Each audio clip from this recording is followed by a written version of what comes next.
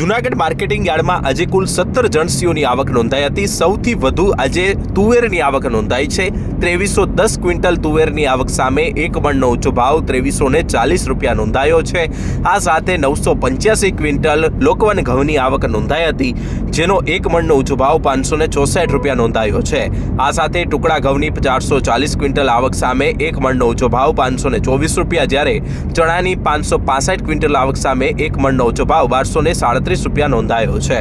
451 quintal મગફળીની આવક સામે એક મણનો ઊંચો ભાવ 1258 રૂપિયા, જ્યારે 799 ક્વિન્ટલ ધાણાની આવક સામે એક મણનો ઊંચો ભાવ 1469 રૂપિયા નોંધાયો છે। આજે સોયાબીનની પણ સારી એવી આવક નોંધાઈ છે, પરંતુ દરરોજ કરતા આજે સોયાબીનના ભાવ થોડા નીચા જોવા મળ્યા છે।